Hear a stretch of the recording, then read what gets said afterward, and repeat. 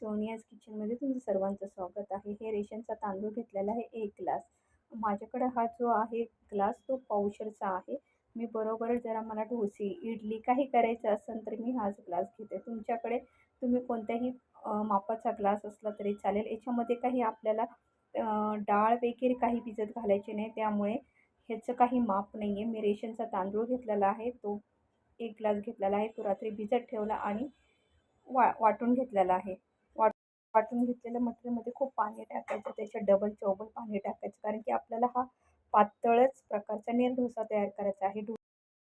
पॅनला अशा पद्धतीने तेल लावून घ्या आणि अशा प्रकारे हे जे लिक्विड आहे ना असं पातळ पाहिजे. आणि जर आपण टाकत राहिलो ना तर त्याच्यामध्ये पातेल्यात अजून पाणी टाकायचं, कारण की खाली घट्टसरपणा येतो. पळीच्या ऐवजी तुम्ही जर फुलपात्र्याने किंवा वाटीने टाकलं तर खूप सुंदर डोसा तयार होतो. बघू शकता. आणि वरतून टाकायचं, डोशासारखं जवळून नाही टाकायचं, खूप छान अशी जाळी दिसली पाहिजे. आणि जिथे जिथे राहिले तिथे मी टाकून घेते.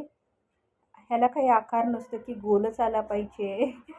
हा कसाही आकार तयार होऊ शकतो. आपण हे रेशनच्या तांदळाने बनवलेला आहे. रेशनच्या तांदळाचा डोसा, इडली हे खूप छान होतात आणि फुगतात पण, कारण त्याला वासही नसतो, काही नसतं. आणि रेशनचा तांदूळ सर्वात खूप छान. माझ्याकडे तर फक्त इडलीसाठीच मी रेशनचा तांदूळ विकत घेऊन येते. हे अशा पद्धतीने गावरान तूप परतून टाका आणि तयार झालेला आहे आपला नीर डोसा. बघू शकता छान प्रकारे उलगडून पण येतो. 2-4 मिनटातच तो पूर्ण ओपन होतो, म्हणजे डोशासारखंच होतं. एवढं काही घाबरण्याचीच गरज नाही आहे. आणि बॅटर चुकीचं झालं किंवा काय ह्याचं काहीच नाही आहे. याच्यामध्ये तुम्ही बघितलं ना डाळसुद्धा टाकलेली नाही आहे. उडदाची डाळ जी डोसेसाठी टाकतात ना ती काहीच नाही आहे. फक्त तांदूळ भिजत घालायचे दिवसभर. रात्रीचं तुम्ही वाटण करा आणि सकाळी तुम्हाला ब्रेकफास्टला तयार होऊ शकतं. हे अशा पद्धतीने निघाला आपला.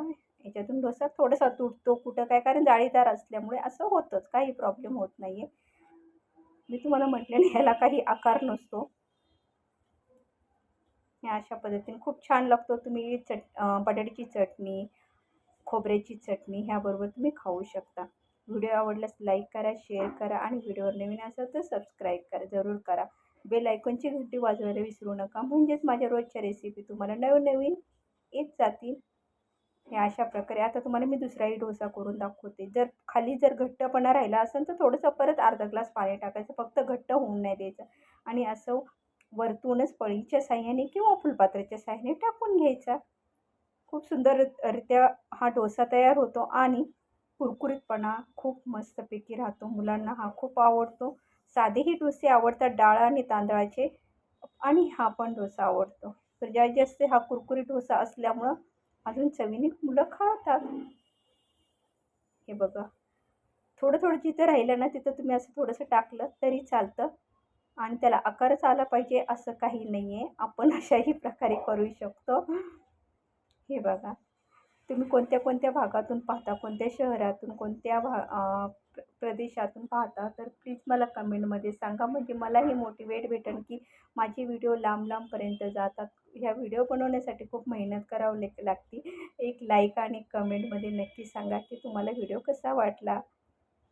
हे बघा, आता आपला दुसराही डोसा तयार झालेला आहे. आणि पटकन होतो. डोस्याला जेवढा वेळ लागतो तेवढाच वेळ लागतो, बाकी काही नाही आहे, जास्त वेळ लागत नाही आहे. अशा प्रकारे 2 डोसे तयार झालेले आहेत. बाकीचे डोसे मी नंतर करून घेते. आता मी बटाट्याची चटणी आणि खोबऱ्याची चटणी तयार केलेली आहे. Thanks for watching my recipe daily. Bye.